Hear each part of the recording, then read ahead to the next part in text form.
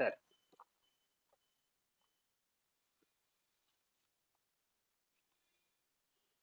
நேற்று இரவில் பேசும் பொழுது நேற்று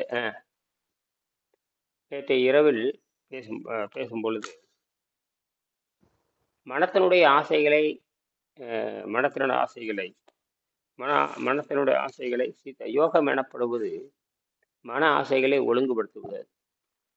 இப்போ மன ஆசை மனிதர் உணவு பழக்கத்தை விட்டது பிறகு மனிதன் உணவு பழக்கத்தை விட்ட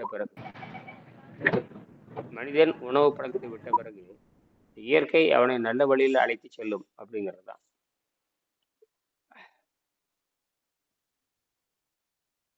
மனிதன் அந்த உணவு பழக்கத்திலிருந்து விடுதலை முதல்ல அந்த உணவு பழக்கத்திலிருந்து விடுதலை அடைஞ்சிடறான். அது பெரிய வெற்றி கிடைக்கிறது. அவன் சாவில்லாத நோய், மரணமில்லா பெருவாழ்வு அப்படிங்கிறது உணவு பழக்கத்தை முறையாக விடுவது தான்.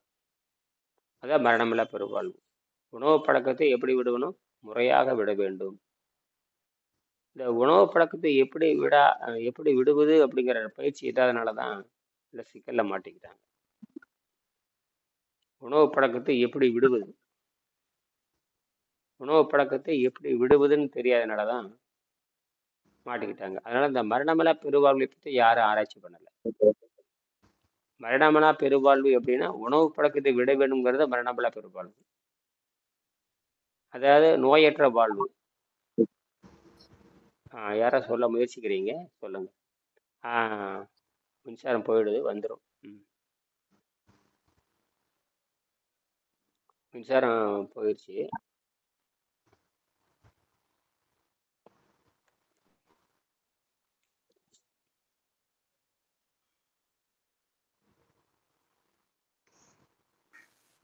நல்ல முத்தம்மா காலையிலேயே வந்துட்டீங்கம்மா.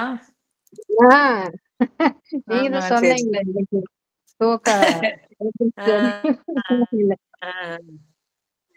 சரி, எப்படியோ வந்துட்டீங்க, நல்லதுதான். பழகிட்ட வந்துடுறாங்க. சரி,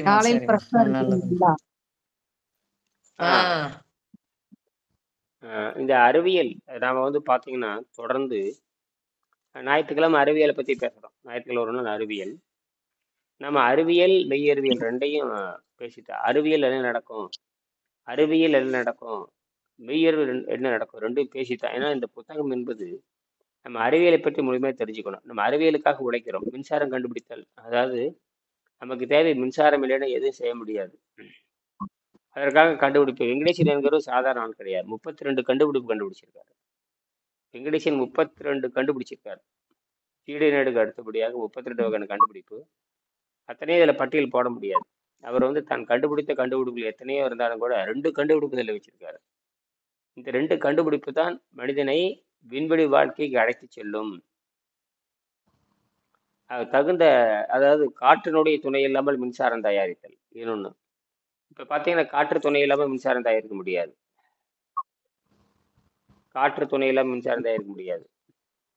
ஈர்ப்பு விசையில மின்சாரம் தயாரிக்க முடியும்னு கண்டுபிடிச்சிருக்காரு. ரெண்டையும் நான் பார்த்தேன். வணக்கம். ஆக நான் இந்த அறிவியலை பற்றி பேசுகின்ற பொழுது இப்போ நம்ம சொல்கிறோம், பூமியை பற்றி படிக்கிறோம், உடல் விஞ்ஞானத்தை பற்றி படிக்கிறோம்.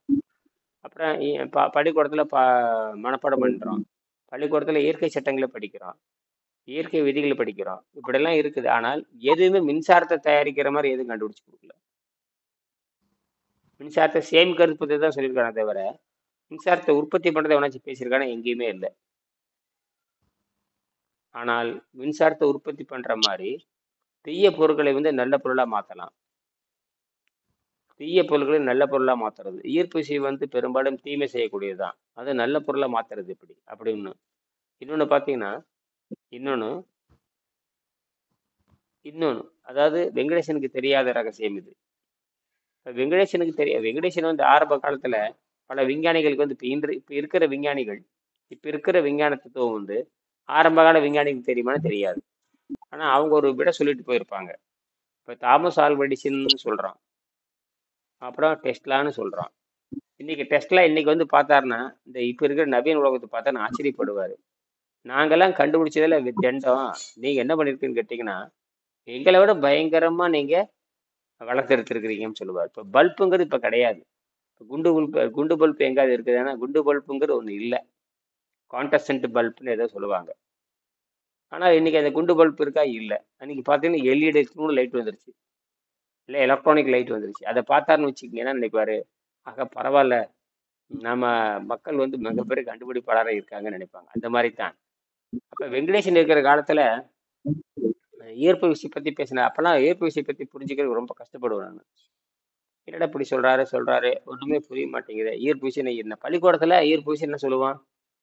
மேல இருந்து கீழே வந்து விழுகுது, இதைத்தான் கதை விடுவான். அது எப்படி மின்சாரமா மாத்துறது? நினைச்ச கூட இப்போ இது வரைக்கும் யாரும் ஈர்ப்பு விசை மின்சாரம் மாற்றவே இல்லை. அது தீராத வற்றாத ஆற்றல். அது எல்லா கோள்களுக்கும் இந்த ஈர்ப்பு விசை இருக்குது. நிலாவுக்கு போனாலும் ஈர்ப்பு விசை இருக்கும். அது அடர்த்திக்கு தகுந்த மாதிரி. நம்ம வந்து இங்க 10 கிலோ இருந்தோம்னா 10 கிலோ நம்ம இடம் வந்து 10 கிலோ இருந்ததுன்னா பூமி நிலாவுக்கு போனால் 6 கிலோ இடைங்கிறான். அந்த அடர்த்திக்கு தகுந்த மாதிரி மாறுதுங்கிறான்.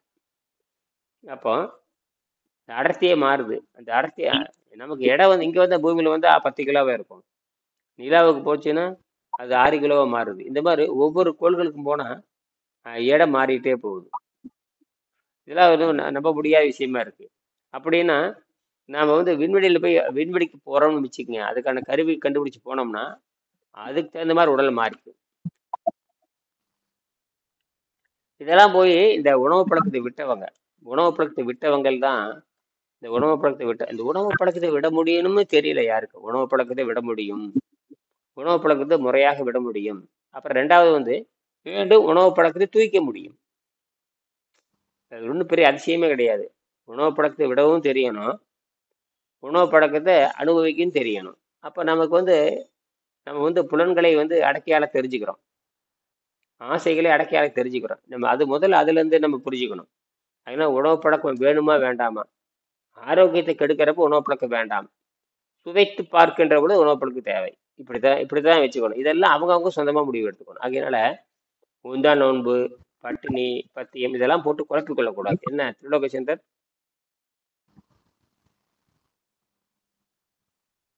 திருலோக சேந்தர் சத்தத்தையே கேக்குதுங்க. கேக்குதுங்க. வேலையில் இருக்கிறீங்களா? இல்லைங்க, அதோ ட்ரெயின்ல போயிட்டு இருக்கேங்க. அந்த உணவு பழக்கத்தை பத்தி பேசுகின்ற பொழுது நமக்கு விண்வெளியிலிருந்து தான் சக்தி வருதுன்னு தெரியும். அந்த விண்வெளியிலிருந்து சக்தி வருதுங்கிறது மிகப்பெரிய விஞ்ஞானம். இது இன்னும் விஞ்ஞானம் இப்ப இருக்கிற நவீன விஞ்ஞானம், இப்ப இருக்கிற மேற்கு நாட்டு விஞ்ஞானம் அது இன்னும் முறையா ஆராய்ச்சி பண்ணல. மேற்கு நாட்டு விஞ்ஞானம் இன்னும் முழுமையாக ஆராய்ச்சி செய்யல. இந்த ஹீரா ரத்தன மனைக்கு ஆராய்ச்சி பண்ண மாதிரி இன்னும் வெங்கடேசன் புத்தகத்தை இன்னும் ஆராய்ச்சி பண்ணல. பரிணாம அறிவியலை இன்னும் முழுமையாக ஆராய்ச்சி பண்ணல. அடுத்த கட்ட வளர்ச்சி என்ன ஆவான்னு பத்தி இன்னும் ஆராய்ச்சி பண்ணல. இன்னும் வந்து மனிதனுக்கு உணவு கண்டுபிடிக்கிறதுல தான் இருக்கானுங்க. இன்னும் மேல்நாட்டு விஞ்ஞானம் என்ன பண்ணுன்னு கேட்டிங்கன்னா, குறிப்பாக இந்த நியூட்ரிஷன் டிபார்ட்மெண்ட், அப்படி ஒரு டிபார்ட்மெண்ட் தேவையில்லை நாட்டில். அவங்க தான் ஆரோக்கியத்தின் திறவுகோள் மாதிரி தவறா போயிட்டு இருக்குது. அவங்க என்ன கண்டுபிடிச்சு கொடுத்துருக்காங்கன்னு தெரிய மாட்டேங்குது. இத்தனை நுகர்வு பொருள் தான் கண்டுபிடிச்சு கொடுத்துருக்கானே தவிர ஆரோக்கியத்தை கண்டுபிடிச்சு கொடுத்தானா இல்லை. அப்போ அந்த அறிவியலும் வீணா போகுது. அங்கதான் இங்கே இயற்கை அறிவியல். இப்போ பார்த்தீங்கன்னா எங்கே பார்த்தாலும் இதை பற்றி பேசுவீங்க. எது? இப்போ சூரியன் வந்து பார்த்தீங்கன்னா கடுமையான வெப்பம், பூமி வந்து கடுமையான வெப்பம்னு சொல்கிறீங்க. சூரியனே கடுமையான வெப்பம், அது 1 டிகிரி கீழே இறங்கி வந்துச்சுன்னா மொத்த பூமியும் காணா போயிடும். இது வந்து விண்வெளியில் ஏற்படுகின்ற மாற்றங்கள். விண்வெளியில் ஏற்படுகின்ற மாற்றம் வந்து மிக கொடூரமாக இருக்கும், நினைத்து கூட பார்க்க முடியாது. இப்போ பூமியில் ஏற்படுகின்ற மாற்றம் வந்து நிலநடுக்கம்ங்கிறீங்க, பூமி நிலநடுக்கம்னு சொல்கிறீங்க. அப்புறம் வந்து கடுமையான மழை பெய்யுதுன்னு சொல்கிறோம், கடுமையான வறட்சி வருதுங்கிறோம், ஒரு பக்கம் பாலைவனம் பெருகுதுங்கிறோம், ஒரு பக்கம் வெள்ளம் அடிச்சு நொறுக்குதுங்கிறோம், ஒரு பக்கம் பனி பெய்யுதுங்கிறோம். இதெல்லாம் வந்து பூமியில் ஏற்படுகின்ற அங்கங்கே சிறு சிறு மாற்றங்கள். ஆனால் மொத்த மாற்றமும் நிகழ்றதுக்கான வாய்ப்பு விண்வெளியில் ஏற்படும். இது வந்து நம்ம வந்து இது வந்து விண்வெளியில் ஏற்படுகின்ற மாற்றம் வந்து மிக கொடூரமாக இருக்கும், கற்பனையே பண்ண முடியாது. விண்வெளியில் ஏற்படுகின்ற மாற்றங்கள் மிக கொடூரமாக இருக்கும். அது நடக்கிறதுக்கு முன்னாடி தப்பிச்சு போகணுங்கிறது இந்த புத்தகத்தினுடைய அடிப்படை செய்தி. முன்னால கற்பனை பண்ண முடியுதான்னு பாருங்க. பூமியில் ஏற்படுகின்ற இயற்கை சீற்றத்தை நம்ம தாக்கு பிடிக்க முடியாத பொழுது அப்படியே வேண்டுதல் வைக்கிறது. ஆஹா, இயற்கையை எங்களை காப்பாத்து, இயற்கை தாய் எங்களை காப்பாத்துங்கிறான். அதெல்லாம் ஒன்றும் நடக்காது. யார் என்ன கற்பனை பண்ணாலும் நிலருக்கு வர்றது தடுக்க முடியாது, மழை வெள்ளத்தை வர்றது தடுக்க முடியாது. இன்னைக்கும் வந்து ஆஹ், பெட்ரோல் டீசலுக்கு மாற்று இன்னும் சரியானது ஒன்றும் வரல. பெட்ரோல் டீசலுக்கு மாற்று இந்த இவ்வளவு தூரம் விஞ்ஞானிகள் வளர்ந்தும் கூட பெட்ரோல் டீசலுக்கு மாற்று எதுவும் கிடையாது. பெட்ரோல் டீசல் பெரும்பாலும் ஆஹ், பெட்ரோல் டீசல் பெரும்பாலும் எதுக்கு பயன்படுதுன்னு கேட்டிங்கன்னா ஆடம்பரத்துக்கு மட்டும்தான் பயன்படுது தவிர ஒரு அத்தியாவசியத்துக்கு பெட்ரோல் பயன்படுவதான ரொம்ப குறைவாக தான் இருக்கு. போக்குவரத்துக்கு தான் பெட்ரோல் டீசல் அதிகமாக பயன்படுது. போக்குவரத்துக்கு மட்டும்தான் பெட்ரோல் டீசல் பயன்படுது. அப்புறம் பார்த்தீங்கன்னா மின்சாரத்தை கொஞ்சம் பயன்படுது. அப்புறம் பூரா டெல்டா செலவு தான் போயிட்டு இருக்குது. மின்சார உற்பத்திக்கு மட்டும்தான் கொஞ்சம் பயன்படுதுன்னு நினைக்கிறேன். ஒரு 20 விழுக்காடு 25 விழுக்காடு விலைக்குள்ள நாடு பூரா பெட்ரோல் பூரா மின்சாரத்துக்கு தான் பயன்படுத்துறான். நாம என்ன பண்றோம்? மின்சாரம் எடுக்கிறதுக்கு வந்து நிலக்கரி பயன்படுத்துறோம். நாம என்ன பண்றோம்? போக்குவரத்துக்கு மின்சாரத்தை பயன்படுத்துறோம். ஆனால் அரபு நாடுகள்ல போக்குவரத்துக்கு அதுதான், மின்சாரத்துக்கும் அதுதான், எல்லாம் ஆடுது. இதுல எத்தனை நாளைக்கு ஒன்றும் புரிய மாட்டேங்குது. இப்போ ஒரு பக்கம் என்ன, பூமி சூடாயிட்டே போகுது. ஒரு 1.5 விழுக்காடு சூடாயிடுச்சுங்கிறான். ஆனால் இதுக்கெல்லாம் தீர்வு இருக்கு. இதுக்கெல்லாம் தீர்வு இருக்கு. தீர்வு இல்லாம எதுவுமே கிடையாது. இயற்கையின் ரகசியத்தை தொடர்ந்து ஆராய்ச்சி பண்ணாதான் கண்டுபிடிக்க முடியும். இப்ப நம்ம வந்து வெறுமனே உடலை மட்டும் காப்பாத்துற நம்ம வேலையே இல்லை. பூமியிலிருந்து தப்பிச்சு போறதுக்கான வேலையும் கண்டுபிடிக்கணும், எரிபொருள் பற்றாக்குறையும் கண்டுபிடிக்கணும். இப்ப அடுத்த வேலை அந்த வேலையில இருக்கு. எரிபொருள் பற்றாக்குறை, எரிபொருள் சக்தி பற்றாக்குறைன்னு சொல்லுவாங்க, எனர்ஜி கிரைசிஸ்ன்னு சொல்லுவாங்க. இப்ப நமக்கு வந்து எனர்ஜி நமக்கு வந்துருது. 6 மாசத்தில் இந்த உடம்புல எனர்ஜி வந்துடும். 6 மாசத்தில் இந்த உடம்பு எனர்ஜி வந்துடும். கழிவுகள் நீங்க பெற்றதுக்கு அப்புறம் இந்த உடம்பு மொத்தமாவே ஆக்சிஜனும் நைட்ரஜனும் நிறைந்த பிராணசக்தி நிறைந்த உடலாக மாறிவிடுகிறது. சுறுசுறுப்பு கொஞ்சம் கூட குறையாது. அப்ப இதுக்கு எங்க இருந்து வருது? ஏன் யோகிகள் வந்து மாத கணக்கில் உட்கார்ந்துருக்க முடியுது, குகையில் உட்காந்துருக்க முடியுது, மாத கணக்கில் குகையில் உட்காந்துருக்க முடியுது? அப்ப இயற்கை வந்து அவனுக்கு நல்ல வழியில கொண்டுட்டு போகும். இப்ப 2 பொறுப்பு நமக்கு இருக்குது. நமக்கு மனிதனுக்கு வந்து 2 பொறுப்பு இருக்குது. சமூகத்திற்காக வாழ்ற முறை, தனக்காக வாழ்ற முறை, 2 முறை இருக்கு. அதாவது சமூகம் வந்து நல்ல வழியில போறதுக்கு நாம உதவி செய்யணும். சமூகம் நல்ல வழியில போறதுக்கு நாம உதவி செய்யணும். அதே நேரத்துல நாமளும் இந்த உணவு பழக்கத்தை விடுகின்ற பொழுது இயற்கை நம்ம வந்து கூட்டிட்டு போகுது. இயற்கை நம்மை நல்ல வழியில கூட்டிட்டு போகுது. நாம என்ன பண்றோம்? சமுதாயத்துக்கு உதவியும் செய்யணும். இப்படித்தான் நாம வந்து பொறுப்புணர்ந்து நடந்துக்கணும். ஆனால் மேலை நாட்டுல அப்படி இருக்கான்னா ரொம்ப ரொம்ப குறைச்சல்.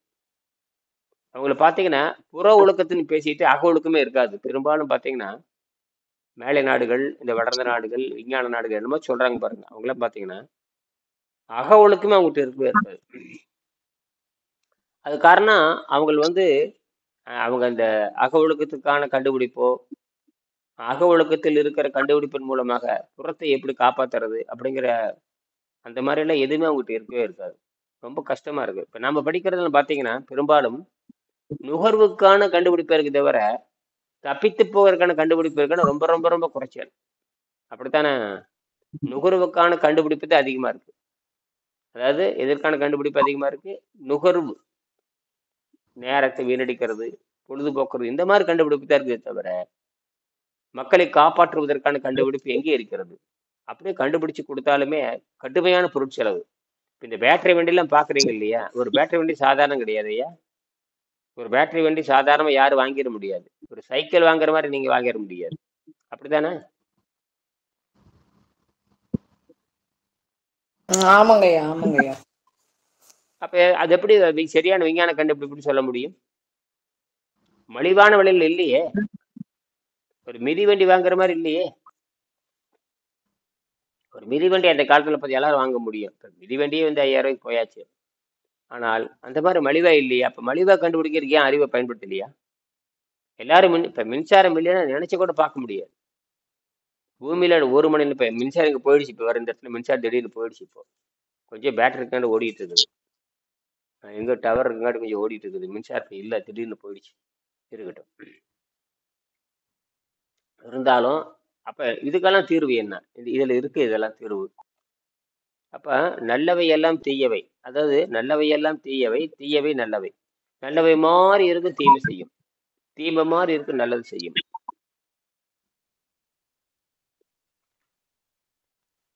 சரி.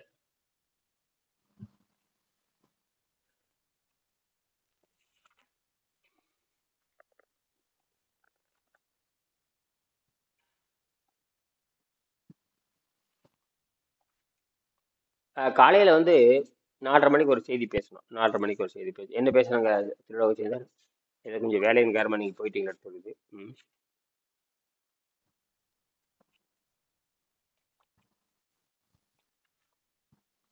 அட்டாங்க யோகத்தை பத்தி படிச்சோம்.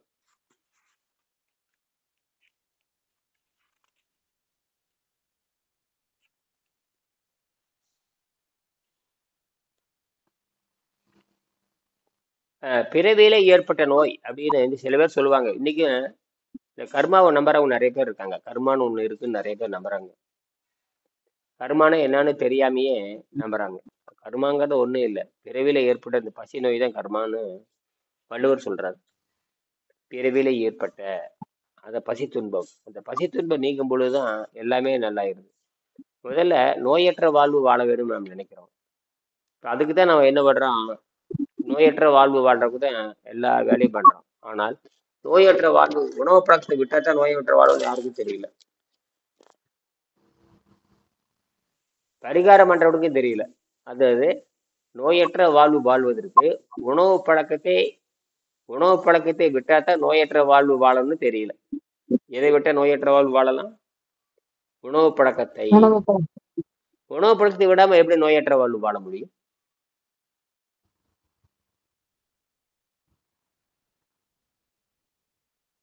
ஆனா எல்லாரும் நோய் இல்லாம வாழணும்னு நினைக்கிறீங்க. அது அடிப்படையே முரணா இருக்குது. அடிப்படையே கேட்டா இருக்கிற வரைக்கும் இருக்கிறோம். அது ஒரு கற்பனை. இருக்கிற வரைக்கும் இருப்பேன், நோயற்ற வாழ்வு வாழ்வுன்னு யாராவது சொல்றாங்களா? இருக்கிற வரைக்கும் இருப்பேன், நோயற்ற வாழ்வு வாழுவேன். இருக்கிற வரைக்கும் நோயற்ற வாழ்வு வாழுவேன் யாராவது சொல்றாங்கன்னு பாருங்க. யார் வாயிலாவது வெளியே வருதுன்னு பாருங்க. அப்படின்னா என்னன்னு கேட்பாங்க. நோயற்ற வாழ்வை குறைவற்ற செலவுன்னு வாய் திறந்து யாராவது பேசுறோமோ அதெல்லாம் கிடையாது. இருக்கிற வரைக்கும் இருப்பேன், அப்படித்தான் போயிட்டு இருக்குது. ஆக அப்ப உணவு பழக்கத்தை விடாமல் ஐயா, இந்த பிறவி துன்பம் சொல்றாங்க இல்லையா? அப்ப தாயினுடைய வயிற்றுல இருக்கும்போது அப்ப நமக்கு அந்த பிறவி துன்பம்ன்றது இல்லை இல்லையா? அப்போ பிறந்து இந்த பூமிக்கு வரும்போதுதான் வந்து 10 மாசம் கழிச்சு இங்க வரும்போதுதான் அந்த துன்பம் ஏற்படுது. ஆமா ஆமா ஆமா ஆமா ஆமா. அங்க அதுல எந்த நுகர்வும் இல்லையே. சுவாசம் இல்லை, ஜீரண மண்டலம் வேலை செய்யறது இல்லை. அது ஒரு அற்புதமான நிலை. அது தூய நிலை. அது வெளியே வந்ததுக்கு அப்புறம் தான் ஒரு கோழி முட்டைகள் என்ன நடக்குது அதே மாதிரி தான். ஆச்சரியமா இருக்கு, எப்படி நடக்குது, என்ன பண்ணுது. காற்று இல்லை, நீர் இல்லை, சுவாசத்துல எதுவும் கிடையாது, ஐம்புலனுக்கு வேலை இல்லை, எதுவுமே இல்லையே, மனச்சலம் இல்லை, எதுவுமே இல்லையே. அது எப்படி அழகா தெளிவா வெளியே வருது இல்லை? அப்ப இந்த இப்படி வெறும் அப்ப அந்த தொப்புள் கொடி உறவு மட்டும்தான், தொப்புள் கொடி உறவு மட்டும்தான் நமக்கு வந்து தாயினிடமிருந்து அவ்வளவுதான். அப்ப ஆமா, அதுன்னு பாத்தீங்கன்னா அது தாயோட தொடர்பு வச்சுக்குது, அவ்வளவுதான். மற்றபடிக்கு செல் பிரிதல் நடந்துகிட்டு தான் இருக்கு. செல் பிரிதல், செல் வளர்தல், அழிந்து போதல், புதுசா உற்பத்தி பண்ணுதல் எல்லாம் நடந்துட்டு தான் இருக்குது. அப்ப இயற்கை ரகசியம். தொப்புள் கூடி உறவை தவிர வேற எதுவுமே கிடையாது. அது தண்ணியில மிதந்துட்டு தான் இருக்குது. மூளை எப்படி மிதக்குதோ, நம்ம மூளை சுத்தி ஃப்ளூயிட் இருக்கு. அந்த மூளையில அந்த தண்ணி வறண்டு போச்சுன்னா முடிஞ்சு போச்சு, அவ்வளவுதான். மூளைகளுக்கு தண்ணீர், அந்த தண்ணீர் காஞ்சி போச்சுன்னா அப்புறம் அவ்வளவுதான். அதனாலதான் பல நோய்கள் வர்றதுக்கு காரணமே. அதே மாதிரி வயிற்றுல தண்ணீர் சேர்த்து இருக்கணும். அந்த அந்த குழந்தை வெளிவரப்போ அந்த தண்ணிச்சத்து அது பயன்படுது. பூமி பார்த்துட்டே பிறகுது பாருங்க. அப்போ கூட குழந்தை பிறக்கிறப்போ வாயு மூக்கெல்லாம் பூமியை பார்த்துட்டு தான் வரும். பூமியை பார்த்துட்டு தலை தான் முதல்ல வருது. பூமி பார்த்துட்டே வருது. எந்த வகையான சிக்கலாமலாம் வெளிவந்துடுது. விலங்குகளுக்கு பார்த்தீங்கன்னா முதல் கால் தான் வெளிவருதுன்னு சொல்றாங்க. கால் விலங்குகளுக்கு முதல்ல கால், அப்புறம் தான் அது தலை. ஆனா மனிதனுக்கு மட்டும்தான் தலை முதல்ல. தலை பிறண்டு வருதுன்னு சொல்றாங்க பாருங்க. என்ன ஆச்சரியமா இருக்கு. அப்ப இதை கூட ரொம்ப யோசிச்சு பார்த்தா ஒரு உண்மை தெரியும். அப்ப விலங்குகள் காலை அடிப்படையாக கொண்டது, மனிதன் அறிவை அடிப்படையாக கொண்டவர். தலைங்கிறது அறிவு தானே. தலைக்குள்ளதான மூளையே இருக்கு. விலங்குகளுக்கு மூளை இருக்கு, ஆனா அது திரும்ப காலை நம்பித்தான் வாழுது. நாம வந்து மூளையை நம்பி மனதை நம்பி நம்ம வாழ்றோம். அதனாலதான் மனிதன்னு பேரே வந்தது. ஆங்கிலத்துல மேன்னு ஒரு சொல்லு இருக்கு, மேன், எம்ஏஎன், மேன் சொல்லுவோம். அந்த மேனுங்கிற சொல்லு தமிழ்ல இருந்து தான் போயிருக்குது. அதான் விஷயமே. இந்த மாதிரி எவ்வளவோ வேர்ச்சொல் நமக்கு இருந்தாலுமே இப்பதான் நம்ம அந்த உணவு பழக்கத்தை எப்படி விடுறதுன்னு கண்டுபிடிச்சு வெங்கடேசன் சொன்னங்காட்டி தைரியமே எல்லாத்தையும் பேச முடியுது. இப்போ உணவு பழக்கத்தை விட்டாதான் மரணத்தை வந்து இனிமையாக்க முடியும். உணவு பழக்கத்தை விட்டாதான் இயற்கை இயற்கை ரகசியத்தை புரிந்து கொள்ள முடியும். அந்த உணவு பழக்கத்தை விட்டாதான் புதுசா கண்டுபிடிக்க முடியும். அப்படிங்கிறது நமக்கு இப்பதானே புரியுது. இப்பதான் நமக்கு புரியுது. உணவு பழக்கத்தை எப்படி விடுறதுன்னு நமக்கு தெரியாதனாலதான் எல்லா நோயும் நம்ம வாங்கி கட்டிக்கணும். உணவு பழக்கத்தை விட தெரியல, அது எப்படி விடுறதுன்னு தெரியல. கையில வெண்ணெய் வச்சுட்டு உருக்க தெரியல, கையில வெண்ணெய் வச்சுட்டு உருக்க தெரியல. ஒரு உணவுக்கும் இன்னொரு உணவுக்கும் இடைவேளை விட தெரியல. சிறிது நேரம் அந்த வயிற்றை வந்து ஒரு 6 மணி நேரம் 7 மணி நேரம் ஓய்வு வச்சுக்க தெரியல. இந்த 6 மணி நேரம் 7 மணி நேரம் ஓய்வை வச்சுக்கின்ற பொழுது நீரை மருந்தாக இருந்தோன்னு தெரியல. கேட்டா பெரிய அறிவாளி மாதிரி பேசிக்கிறோம் நம்ம எல்லாருமே, பெரிய பணக்காரன். ஐயா, அப்போ வந்து நம்ம என்ன புரிதல் இருக்குன்னா, இப்ப தாயினுடைய கர்ப்பப்பையில எப்படி வந்து நம்ம வாயின் வழியாக எதுவுமே சாப்பிடாம எப்படி வந்து அந்த தொப்புள் கொடி உறவு மூலியமா சாப்பிட்டுட்டு நமக்கு எனர்ஜி கிடைச்சதோ, அதே மாதிரி இந்த பூமியில பிறந்த பிறகு 15 வயசு வரைக்கும் இந்த காய்கறிகளும் கனிகளையும் சாப்பிட்டு இந்த உடம்ப வளர்த்துட்டு அதுக்கப்புறம் மறுபடியும் இயற்கை என்னும் தாயோட போய் நம்ம கலந்துடணும். அதேதான் மறுபடியும் வந்து நம்ம வந்து எதுவுமே சாப்பிடாம தண்ணி உடம்ப தூய்மைப்படுத்தி அன்ன ஆகாரத்தை நிறுத்தியாச்சு அப்படின்னா இயற்கை என்னும் மண்ணையோட போய் நம்ம கலக்கிறதுக்கு ரெடி ஆயிடும். அதேதான் கரெக்டா புரிஞ்சுட்டீங்க. அவ்வளவுதான். இதுல மீண்டும் இயற்கையோட சேர்ந்துடுறோம். இந்த 15 ஆண்டு இந்த போராட்டமே. 15 ஆண்டை புரிஞ்சிட்டோம்னா அப்புறம் அவ்வளவுதான், இயற்கையோட இருந்துக்கலாம். இந்த 15 ஆண்டு நம்ம ஏமாத்துறது. இந்த 15 ஆண்டுல இந்த புரிஞ்சுக்கிட்டு சரியா பெற்றோர் வழி காட்டலன்னா அவ்வளவுதான், தீந்தான். அவன் நோய் வாய்ப்பு சாக வேண்டியதுதான். இந்த ஒரு சான்ஸ் வந்து வெறும் மனித பிறவிக்கு மட்டும் தான் இருக்கு, வேற எந்த பிறவிக்கும் கிடையாது. எதுக்குமே கிடையாது. அதனாலதான் விஞ்ஞானம் தோற்று போய்விட்டது. இப்பதான் இது ஜெயிக்கு. கரெக்டா புரிஞ்சுட்டீங்க. இந்த யாருக்கு திருலோகச்சந்திரன் சரியா கொண்டு வந்துட்டாரு. நீங்கள் யாரும் புரிஞ்சுக்கிட்டீங்களா? திருலோகச்சந்திரன் இன்னொரு விஷயம் இதுல இப்ப வந்து திருலோகச்சந்திரன் சொன்னது வந்து கரெக்ட் தான். உணவு வந்து தொப்புள் கொடி வழியா வந்து குழந்தைங்களுக்கு சுவாசம் ஏதோ வழியா போகுது. சுவாசமே கிடையாது குழந்தைக்கு. இல்ல அதாவது சொல்றீங்க, நீங்க வந்து ஆஸ்மாசிஸ் மெத்தட் நீங்க தெரிஞ்சிருக்கும் உங்களுக்கு. அந்த ஆஸ்மாசிஸ் மெத்தட்ல வந்து உச்சி வழியா தான் சுவாசம் நடைபெறுகிறது. அதாவது கிடையாது, சுவாசம் வந்து உச்சி வழியா நடைபெறுகிறது ஆஸ்மாசிஸ் மெத்தட்ல. எப்ப வந்து அந்த உச்சி வந்து வெளியில வருதோ, உச்சி தான் முதல்ல வந்து தாயினுடைய கருப்பையிலிருந்து வெளியில வரும்போது பிரபஞ்சத்தில் இருக்கக்கூடிய காற்று வந்து உச்சி போன உடனே நுரையீரல் இயங்க துவங்கும். அந்த நுரையீரல் இயங்க துவங்குறது வந்து அப்பதான் வந்து நம்ம ஒரிஜினல் பிறவி நம்மளது முதல் மொழிமொழி அடைகிறதுன்னு சொல்லுவாங்க. அந்த சுவாசம் வந்து உச்சி வழியா தான் முதல்ல ஸ்டார்ட் ஆகுது. அதனாலதான் வந்து யோகிகள் என்ன பண்றாங்கன்னு சொன்னா, சுவாசத்தை நிறுத்தி மூக்கு வழியா விடக்கூடிய சுவாசத்தை நிறுத்தி உச்சி வழியா என்னைக்கு வந்து விடுறதுக்கு ஆரம்பிக்கிறாங்களோ, புலன்களை நிறுத்தி சுவாசத்தை நிறுத்தி உச்சி வழியா என்னைக்கு பிராணனை வந்து அதாவது சுவாசத்தை ஆரம்பிக்கிறாங்களோ அப்ப வந்து மரணம் இல்லாத பெருவாழ்வு முழுமை அடைகிறதுன்னு சொல்லுவாங்க. அதனால சரிதான். அதான் பரிபூரண யோக நிலைன்னு பேரு. அதுதான் நம்ம ஏற்கனவே பேசிக்கிட்டு இருக்கோம். அதாவது அந்த குழந்தை நிலையில வந்து ஆச்சரியமா இருக்கு. மூக்கின் வழியா எதுவும் கிடையாது, வாயின் வழியா எதுவும் கிடையாது, மூக்கின் வழி எதுவும் இல்லாத வாய்ப்பு. நாம மூக்கின் வழியா சுவாசிக்கிறோம், வாயின் வழியில என்னமோ பண்றோம். அது வந்து குழந்தை நிலையில கிடையாது. சரிதான். அதுக்கு பின்னாடி அந்த இயற்கை அழுத்தம், உச்சி அழுத்தம், இயற்கை அழுத்தம், காற்று அழுத்தம் காரணமா அது வேலை செய்யுது. கரெக்டு தான். மீண்டும் என்ன பண்றோம், அதே மாதிரி பயிற்சி பண்ணி காற்று நிறுத்தி மூச்சு நிறுத்தி அப்படி திருப்பி அங்கதான் போறோம். அதை சரியாத்தான் சொல்றீங்க. அதாவது எந்த வழியா வந்தோமோ அதே வழியா மறுபடியும் போறதுக்கான ஒரு வழிதான். அதுதான் கரெக்டா புரிஞ்சுட்டீங்க. இவ்வளவுதான் அவர் சொல்றது. அதுதான் 100%. அதுதான் இதை நம்ம புரிஞ்சுக்கிறதுக்கு 2000 வருடம், இதை நம்ம புரிஞ்சுக்கிறதுக்கு 2000 ஆண்டு இடைவெளி ஆகி போச்சு. வெங்கடேசன் வந்து இதை சொல்லல அப்படின்னா நாம இவ்வளவு தெரிஞ்சுமே அதாவது எல்லாம் தெரிஞ்சிருந்துமே எங்க ஆரம்பிக்கிறதுன்னு தெரியாம வீணா போயிருக்கு. எல்லாத்துக்கும் எல்லாம் படிச்சிருக்கோம் தெரியுது. ஆனால் அது வந்து உணவு பழக்கத்துல தான் இருக்குது. இந்த உணவுங்கிற போதைப் பொருள் அவ்வளவுதான், வேற ஒண்ணும் இல்லை. சாராயத்தை குடிக்கிறவங்க எந்த மூலையும் வேலை செய்யாது. அவனுக்கு எந்திரிச்சோன்னு சாராயம் குடிக்கணும், அவ்வளவுதான். மறுபடியும் சாராயம் குடிச்சிட்டே இருக்கணும். அப்ப அந்த அதுலயே அதுக்கு பழக்கப்பட்டு போறோம்னா அப்புறம் அவன் வீணா போறான். அதே மாதிரி தான் நம்ம உணவு பழக்கத்தை விடணுங்கிறோம். அது 15 வயசு வரைக்கும் முறையா செய்யணுங்கிறோம். அதுல வேற தாய்ப்பால் வேற ஒரு பிரிவு இருக்குது. அப்புறம் கனிகள் சாப்பிட்டு வாழ்ற ஒரு பிரிவு இருக்கு. அதுக்கப்புறம் கனிகள் எல்லாம் இயற்கை சக்தியில வாழ்ற பிரிவு. இது நடந்தே தீரும் பாருங்க.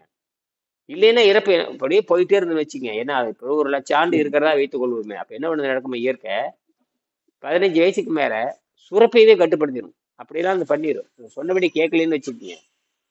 சொன்னபடி கேட்கல அப்படின்னா இறப்பையில கடுமையான நோய்கள் உண்டாக்கி ஒரு 15-16 வயசுக்கு மேல இறப்பை வந்து வேலை செய்யாத மாதிரி கொண்டு போயிடும்.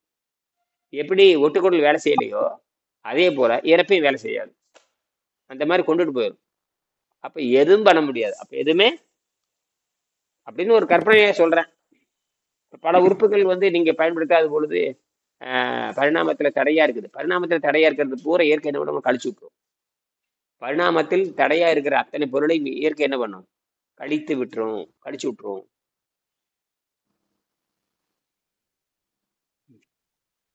ஐயா வயிறுல பொண்ணு அது மாதிரி இருந்ததுன்னு வச்சுக்கோங்க ஐயா. ஆமா, அந்த மாதிரி பொண்ணு இருந்தா இது மாதிரி சொல்றாங்க இல்லைங்க ஐயா, வயிறு பட்னி போட்டா புண்ணு அதிகமாயிடும்லாம் சொல்றாங்க இல்லைங்க ஐயா. அப்ப அதெல்லாம் நிரூபிக்கப்படாத உண்மைகள். அதெல்லாம் வந்து காட்டு மிராண்டிகள் பேசுறது. காட்டு மிராண்டிகள் அது முட்டாள்கள் பேசுறது. என்னது முட்டாள்கள்? அறிவில்லாத முட்டாள்கள் பேசுறது. அப்ப நம்ம 2 முறை பழங்கள் சாப்பிட்டு அந்த குடலை சரி பண்ணிக்கலாம் இல்லைங்க ஐயா? உடல் புண்ணுக்கும் பழம் சாப்பிட்டோன்னு பரலோகம் தான் போயிடுச்சு. பழங்கள் சாப்பிட்டானா பரலோகம் போய் சேருவோம். உடல் புண்ணுக்கும் பழம் சாப்பிட்டு பாருங்க, என்ன கொண்டு எடுத்துரும். அந்த அமிலம் இருக்கே நோண்டி எடுத்துரும். என்னது நோண்டி எடுத்துரும்? உண்மைதாங்க ஐயா, பாத்துருக்குங்க ஐயா. கொண்டு சாதாரணம் இல்ல. பழங்கள் வந்து தூய்மையானவர்கள் மட்டும்தான் பழங்கள் சாப்பிட வேண்டும். மிக மிக தூய்மையா இருக்கிறவங்க. நீங்க சாப்பிடல, நான் சாப்பிடல. அப்ப நான் சாப்பிட்டேன்னா வெளிக்கு போயிருவேன். அவன் சாப்பிட்டாலே வெளிக்கும் போக அது மாட்டு செத்து சுடுகாடாயிருவானுங்க. புரியுதா? அதனாலதான் கடுமையான விதிகள் போட்டிருக்கும். விளையாட்டு இல்ல. நீங்க இனியன் வந்து கடைசி ஃபைனலுக்கு வந்துட்டாரு. இனிமேல் யாரும் இனியன் வாத்தியார் இருக்கிறவங்க கடுமையான விதிகள் தான். இந்த புத்தகத்தை வாங்கி நீங்க படிச்சிட்டீங்கன்னா நிறைய. அதாவது அந்த அல்சர் வந்து இப்ப நான் ஐயாவோட பாடத்திட்டம் புரிஞ்சதுல சொல்றேன். இப்ப நம்ம வந்து தண்ணி குடிக்காததுனால வர பிரச்சனை தான் அல்சர். நேரத்துக்கும் சாப்பிடாம அதுக்கேற்ற மாதிரி தண்ணியும் குடிக்காம அப்படியே தாகம் எடுத்த ஜூஸ் குடிக்கிறது, கார்போனிக் ஆசிட்ஸ்ல இருக்கும். பழங்கள் சாப்பிட்றேன்னு சொல்லிட்டு தவறான பழங்கள்ல நிறைய பழங்கள், மிக்ஸ் ஃப்ரூட், அதுவும் தப்பு. ஒரு ஃப்ரூட் சாப்பிட்றதே தப்புன்றார் ஐயா. இப்ப பாத்தீங்கன்னா 2-3 ஃப்ரூட்ஸ் கலவையா சேர்ந்து சாப்பிடுறாங்க. சோ அப்போ 2-3 சேர்ந்து அதோட ஆசிடும் வயிற்றுல இருக்கிற சுரப்பிகள் வந்து இப்ப கார்போனிக் ஆசிட் சொல்றாரு ஐயா. ஆமா, அது இன்னும் ஆல்ரெடி ஆசிட் இருக்கு. ஆல்ரெடி அந்த நம்ம என்ன சொல்றது, அந்த ஜீரண நீர் வந்து அந்த டைஜஸ்டிவ் ஜூஸே வந்து ஆசிட் தான். அப்ப அந்த ஆசிட்ல இந்த ஆசிட் போய் கலக்கும் போது என்ன ஆகும்? ஆரஞ்சே சாப்பிடுறீங்க, கிரேப் சாப்பிடுறீங்கன்னு வச்சுக்கோங்க, அதுல ஆசிட் தான் இருக்கு, சிட்ரிக் ஆசிட் தான் இருக்கு. ஆமா, நம்மளோட டைஜஸ்டிவ் ஜூஸும் ஆசிட் தான். சோ ஆசிட் சேரும் போது என்ன ஆகும்? இன்னும் ரியாக்ஷன் அதிகமா தான் ஆகும். சோ அது வந்து ப்ராப்ளமுக்கு சால்வே கிடையாது இல்லையா? சோ அப்ப என்ன சொல்யூஷன்னா தண்ணி மட்டும் தான் ஒரே சொல்யூஷன். தண்ணீர் மட்டும் தான் சொல்யூஷன். குறைஞ்சபட்சம் தண்ணீர் வந்து ஒரு 4 மணி நேரம், 5 மணி நேரம், 6 மணி நேரம் அது பயிற்சி பண்ணாதான் அது தப்பிக்க முடியும். அதுக்கப்புறம் தான் உணவு பழக்கத்தை ஆரம்பிக்கணும். அது ரொம்ப முக்கியமானது. இந்த குடல் புண்ணெல்லாம் 4 நாள் குணமாயிடும். அதாவது நிறைய பேர்த்த நான் குணமாக்கியிருக்கேன். ஒருத்தர் பேர் பொறியாளர், அவர் பேர் செந்தில்னு சொல்லிட்டு மெக்கானிக்கல் இன்ஜினியர். மெக்கானிக்கல் எங்கள் ஊர் தான். எனக்கு கீழே ஒரு 10 வருஷம் கம்மி. அவர் வந்து நல்லா படிப்பார், பள்ளிக்கூடத்தில் நல்லா படிப்பார், நல்ல மதிப்பெண் வாங்குவார். ஆனால் ஆரோக்கியத்தில் கோட்டையை விட்டார். இன்னைக்கு அவருக்கு வேலை கிடைக்காம இருக்கார், திருமணம் இனமும் அதுவும் ஆகலை. ஆனால் அவர் கடுமையான குடல் புண் இருக்குது. அப்புறம் வெங்கடேசனை பற்றி பேசிட்டே இருப்பேன். என்ன வெங்கடேசன் மிகப்பெரிய அறிவாளியர்னு என்கிட்ட பயங்கரமாக கேள்வியிடம் கேட்பார். புத்தகத்தையும் வாங்குறது இல்லை, வெங்கடேசனை பற்றி தெரிஞ்ச மாதிரியே பேசுவார். அந்த வெங்கடேசனை பற்றி பல முறை நான் பேசியிருக்கேன், இப்படி ஒரு விஞ்ஞானி இருக்குது அப்படின்னு. ஆனால் அந்த முட்டாள் ஏற்றுக்கவே இல்லை கடைசி வரைக்கும். அப்புறம் குடல் புண்ணு வந்து படாத பாடு பட்டுட்டே இருந்தார்.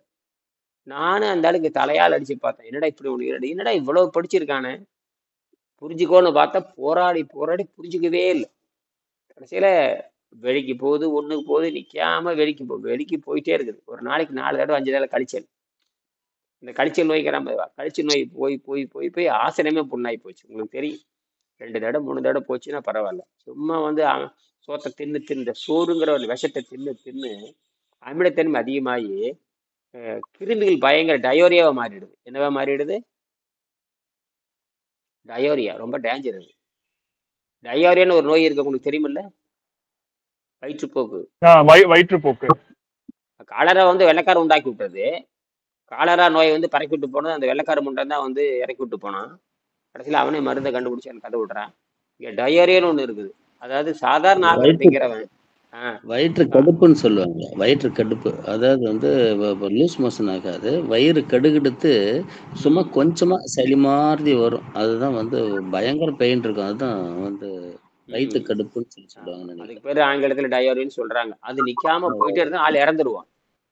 ஆள் இறந்து விடுவான். காலரா வந்து இறந்து போன மாதிரி அது ஒரு பயங்கரமான வயிற்றுப்போக்கு தான். காலராங்கிற ஒரு வயிற்றுப்போக்கு தானே. வயிற்றுப்போக்கு தானே. ஆமாங்க ஆமா ஆமா. இந்த மாதிரி நமக்கு ஒரு வயிற்றுப்போக்கு இருக்குது. என்ன வயிற்றுப்போக்குன்னு இந்த ஆகாரத்தை தின்னு தின்னு தின்னு தின்னு தின்னு தின்னு தின்னு தின்னு தின்னு தின்னு தின்னு கிருமிகள். அது ஒன்றும் இல்லை, கிருமிகள் கொண்டாட்டம், அவ்வளவுதான். அது அமில கிருமிகள் கொண்டாட்டமா மாறிடுது. இது எல்லாமே இதாங்க. ஆசிட்டுமே தான், குடல் புண்ணுமே தான். இப்போ குடல் புண்ணு பத்தி பேசணும். அது என்னன்னு கேட்டீங்கன்னா, அது ஒருத்தன் கண்டுபிடிச்சான். இந்த முக்கிய ஈஸ்ட் தான்ங்கிறான். ஈஸ்ட்ல நிறைய ஈஸ்ட் இருக்குதுங்கிறான். ஹெலிகோ அது பேரெல்லாம் வைக்கிறான். அது என்னமோ பேர் இருக்கட்டும், ஹெலிகோ பாக்டீரியாங்கிறான். என்னடான்னு கேட்டா அது ஈஸ்ட். என்னடான்னு கேட்டு இது அரிக்கிறதா அது வேலை. நுறக்க நுறக்க நுறக்க நுறக்க நுறக்க அரிக்கிறதா வேலை. அது ஒரே நியூட்ரல் வந்து பண்றவன் தண்ணீர் தான். தண்ணீர் அப்ப என்னமோ கண்டுபிடிச்சு சொல்றானுங்க. அதை நியூட்ரல் பண்றது எப்படி? முதல்ல பிரச்சனையை நம்ம இப்ப இதனுடைய கண்டுபிடிப்பே வந்து நியூட்ரல் பண்றதுன்னு பேரு. அப்ப இந்த ஜீரநீர் நியூட்ரல் பண்ணிட்டா எப்படி நியூட்ரல் பண்றதுன்னு தெரியலையே. அதான விஷயமே. அது தூய தண்ணீரே அருந்தோன்னு தெரியலையே. அங்கதான் நம்ம தண்ணீரை மருந்துக்காக பயன்படுத்தலாங்கிறதே தெரியலையே. இப்ப நான் இந்த புத்தகம் வராத வரைக்கும் தண்ணீரை மருந்துக்காக பயன்படுத்துதல், நீங்க ஏதோ மருந்துக்கு பயன்படுத்த லிக்விடும்பா, அதும்பா, இதும்பா, திரவம்பா, டானிக்குமா, அதெல்லாம் ரைட்டு தான். ஆனால் ஒரு தூய தண்ணீர் அது மருந்துக்காக பயன்படுகிறது. அது அனைத்து பிரச்சனைக்கு தீர்வு அதுன்னு தெரியவே மாட்டேங்குது. ஏன்னா அப்படி நேரடியா ஒரு சொலவாடு இல்லையே.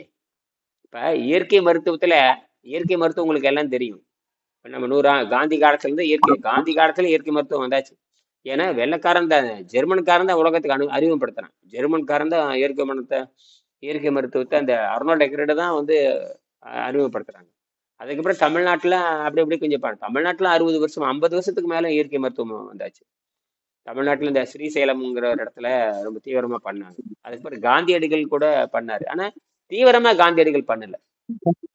அவர் இன்னும் கொஞ்சம் ஆராய்ச்சி பண்ணவே இல்லை. அவரு வெங்கடேசன் இந்த காந்தியடிகள் வந்து அப்படி கொஞ்சம் வெவ்வேறுல கவனம் செலுத்திட்டாரு. அவர் உடல்ல கொஞ்சம் கவனம் செலுத்தியிருந்தா இன்னும் நல்லா இருந்திருக்கும்.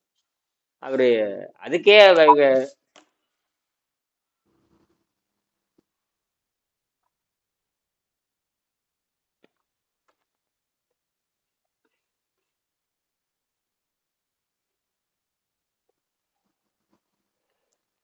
சரி முடிச்சுக்கலாம். இன்னொரு 5 நிமிஷம் பேசிட்டு முடிச்சுக்கலாம். இன்னைக்கு பிஜி வரலையா தெரியுது? வந்திருக்காரா? இல்லைங்க, வந்துட்டு ஏதோ டிஸ்கனெக்ட் ஆயிடுச்சுன்னு நினைக்கிறேன் அவருக்கு. அந்த மாதிரி போயிட்டாரு நினைக்கிறேன். சரி பரவாயில்ல, இருக்கட்டும். ஐயா ஒரு சந்தேகம் கேக்குறையா?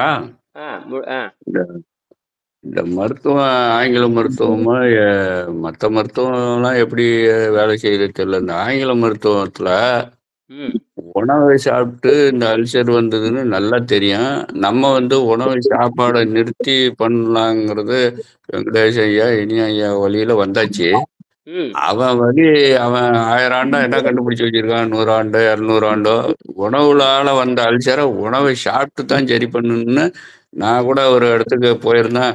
ஏங்க ஏதாவது பையில பிஸ்கட் இருக்குதான்னு கேட்டாங்க. ஏன் அண்ணா வேக வேகமா கேட்டாங்க. ஐயோ எனக்கு அல்சருங்க, இப்ப தின்னே ஆகணும்னாங்க. ஐயோ என்ன பண்றதுன்னு எங்க ஓடி வாங்குறது? அப்புறம் அந்த அம்மா அப்புறம் ஏதோ தண்ணி கிண்ணி குடிச்சு கிடந்தது. ம் அந்த மாதிரி இந்த அல்சர் வந்தவங்க தின்னுக்கிட்டே இருக்கிறாங்கய்யா. அதை சரி ம் பண்ணணும்னா தின்னுக்கிட்டே இருன்னு சாவுன்னு சொல்லிவிட்டான் ம் அந்த மருத்துவம். அந்த மருத்துவம் சொன்னிச்சே என்ன சொன்னிச்சே, தின்னுக்கிட்டே இருக்கிறாங்க. பிஸ்கட்டை வச்சுக்கிறாங்க, ம் நாய் பிஸ்கட் மாதிரி வாங்கி தின்னுக்கிட்டே தான் இருக்காங்க. இது எப்படி அதாவது வேலை செய்யுது அப்படின்னு எனக்கு சந்தேகம். அல்சருக்கு தின்னுக்கிட்டே இருந்தா சரியா போச்சா? அது கிடையாது கிடையாது கிடையாது. எப்படி பண்றாங்கன்னு தெரியல. அதாவது ம். இப்படி கூட வச்சுக்கலாம். ஒரு மருந்து சாப்பிட்டு நோய் குணமாகணும். ஆ அப்ப குணமாகலைன்னா அது எதுக்கு அந்த வேலையை பண்ணணும்? இந்த கேள்வி இவனே கேட்கலையே.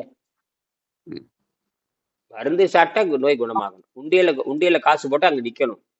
உண்டியல ஆமா. காசு போட்டு நிக்கணும். அதான் உண்டியல். உண்டியல காசு போட்டு அது காணா போதும், அது உண்டியலே கிடையாது. அந்த மாதிரி தான் இவனுக்கு சௌரியமா போச்சு. யாருக்கு? விபச்சாரிகளுக்கு சௌரியமா போச்சு. ஆ. உணவு உண்ணும் விபச்சாரிகளுக்கு சௌரியமா போச்சு.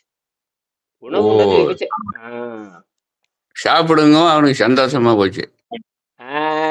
அதேதான் அதேதான் அதேதான். ஏன்னா கரெக்டா அல்சர் சொல்லுங்க. அல்சர் வந்தா கூட தின்னு தின்னு தின்னு அரிச்சு போச்சு எல்லாம் வயிறு. அந்த அல்சர் வெந்துக்கிட்டு இருக்கு, அதுல மறுபடியும் கொண்டு போய் போடுங்க. இவனுக்கு போடுங்க. சந்தோஷம் போச்சு. அட்டே இவர் தாயா பெரிய வைத்தியர். அது பிஸ்கட்டா தின்னுக்கிறது. அது இனிப்பு இருக்கு இல்லையா? பிஸ்கட் தான். அது ரொம்ப டேஸ்டா வேற இருக்குதாங்காட்டி போட்டு மறக்குன்னு பையில வச்சுக்கிட்டு தின்னுக்கிட்டே இருக்குதுவார். கோழி அது ரொம்ப மோசமான படம். நாத்தான் அதாவது அந்த அந்த அல்சர் வந்தவங்க போனீங்கன்னா அவ்வளோ நாற்றம் அடிக்கும். அப்பா கடுமையான நாற்றம் அடிக்கும். கொடூர நாற்றம். பூரா பாக்டீரியா தான். உடம்பு பூரா என்னது? பூரா வைரஸ் அதிகமா இருக்கும்.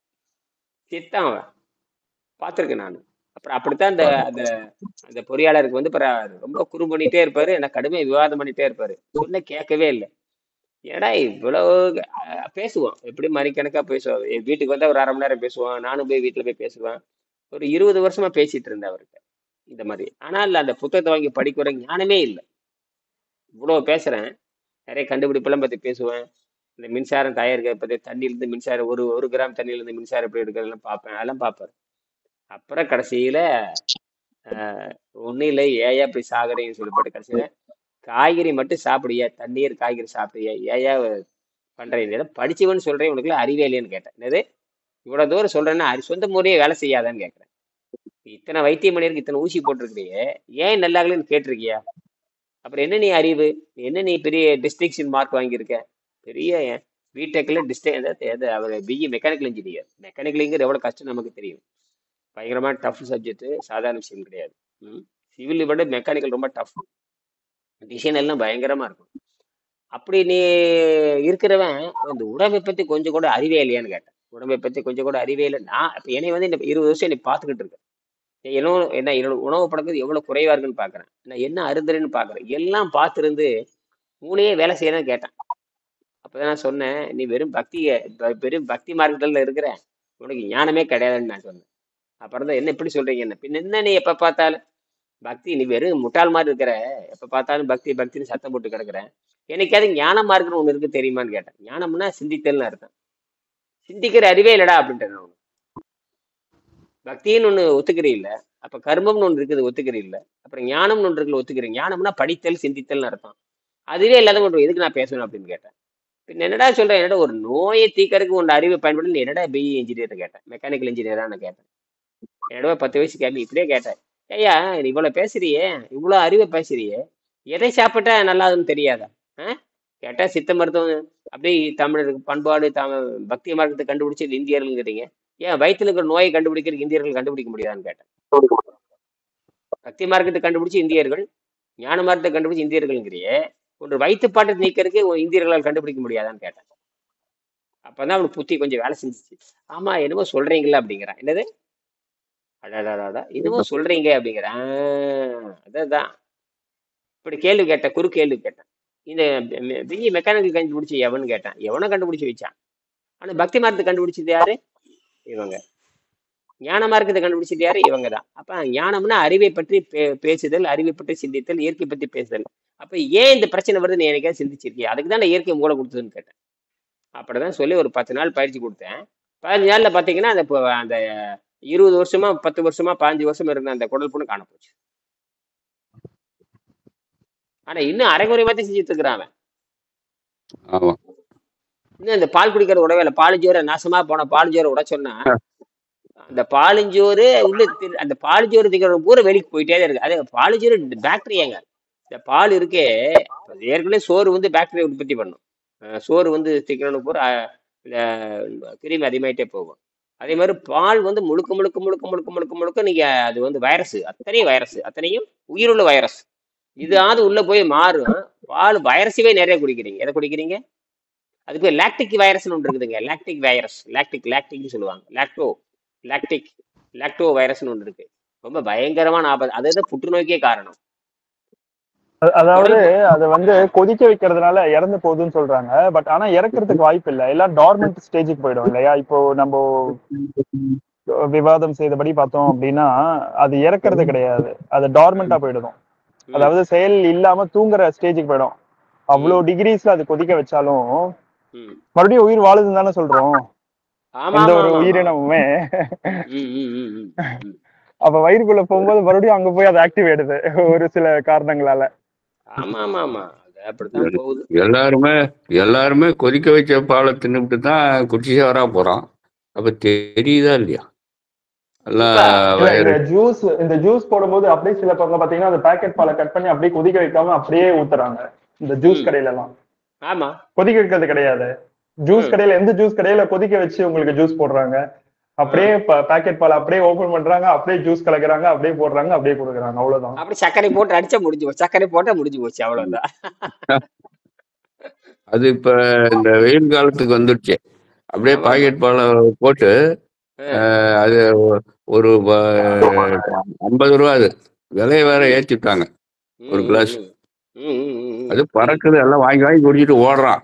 எங்க ஓடுறான்னா நேரா ஆஸ்பத்திரிக்கு தான் ஓடணும், இல்லை லெட்ரினுக்கு தான் ஓடணும். சரி, முடிச்சுக்கலாம் ஐயா. அதனால நம்ம வந்து அட்டாங்க யோகத்துல மிகுனும் குறையினும் நோய் செய்யும்னாவே நூலோர் வடிவதில்லை என்ன அட்டாங்க யோகம். அட்டாங்க யோகம் வந்து ஒண்ணுமே இல்லை, 27. இது முக்கியமானது. அந்த குடல் புண்ணு காரணம், இந்த குடல் புண்ணு காரணமே அந்த பசி தான் காரணம். அந்த குடல் புண்ணு காரணம் வயிற்று சுரக்கிற நீர் தான். அந்த நீரை வந்து நீரை மருந்தாக இருந்து காய்கறி சாப்பிட்டாங்கன்னா 15 நாள்ல 1 மாசம் நல்லாயிரும். ஆனா முழுமையா நல்லாகிறதுக்கு 6 மாசம் ஆகும். ஏன்னா இந்த அமிலம் பூரா எல்லா பக்கம் பரவி உட்காந்து இருக்கும். வேகத்தை குறைச்சிடலாம். வேகத்துல வந்து 10 நாள்ல குறைச்சிடலாம். வந்து பயப்பட தேவையில்லை. அவன் தற்கொலையில இருந்து மாறிடுவானுங்க ஐயா. ரொம்ப மோசம். தற்கொலைக்கெல்லாம் போயிடுவானுங்க. குடல் புண்ணு வந்ததுன்னா தற்கொலை தான், வேற ஒண்ணுமே பண்ண முடியாது. அந்த மாதிரி தான் போயிடுவாங்க. அதுல இருந்து மாத்திரலாம். அப்புறம் அவன் வந்து காய்கறிக்கு மாறி அவன் வந்து நம்ம சொல்படி கேட்கணும். அதனால அவங்கள்ட்ட சொல்றதை விட்டுருக்கு நான். போடா, நீ பெரிய படிச்சா நிறைய நீ படிச்சிருக்க, நீயே நிறைய படிச்சவனுக்கு பேர் முட்டாள்னு ஒரு அர்த்தம் இருக்குது. நிறைய படிச்சுக்கிட்டு இருக்கிற நீ செயல்பாட்டுக்கு வராதவனுக்கு, அதாவது படிப்பானுக்கு செயல்பாட்டுக்கு வரமாட்டானுங்க. இது ரொம்ப தப்பு இருக்குது. நிறைய படிப்பாங்க, செயல்பாட்டுக்கு வரமாட்டாங்க. நிறைய படிப்பாங்க, எதுக்கு வரமாட்டீங்க? செயல்பாட்டுக்கு. இது முழுக்க முழுக்க செஞ்சு பார்க்கறது இது. அதனாலதான் முரண்பாடு நிறைய நம்மகிட்ட இருக்குது. இது செஞ்சு பார்த்துட்டு தான் கண்டுபிடிக்க முடியும். செஞ்சு பார்க்காம கண்டுபிடிக்கவே முடியாது. தாயக்கட்டை உருட்டினா தான் தாயம் முழுகுது வாயில பேசிக்கிட்டே இருப்போம். ஆனா உருட்டி பார்த்தா தானே தெரியும். அந்த மாதிரி சுண்டி விட்டு பார்த்துட்டு சரி. அதாவது நம்ம சித்தர்கள் ஐயா கண்டுபிடிச்சதுல இது ஒண்ணுதான். உணவை சாப்பிட்டுக்கிட்டே இருந்தா நல்ல சிந்தனையா வராதுன்னு கண்டுபிடிச்சு சொல்லிவிட்டாங்க. நல்ல சிந்தனை வரணும்னா சாப்பாடை நிறுத்துன்னு அவங்க சொல்லிவிட்டாங்க. எப்பவே சாப்பிட்டுக்கிட்டே இருந்ததுன்னா சோத்து பிண்டம் தான், நல்ல சிந்தனை வராது, அறிவு வராதுன்னு சொல்லிவிட்டாங்க.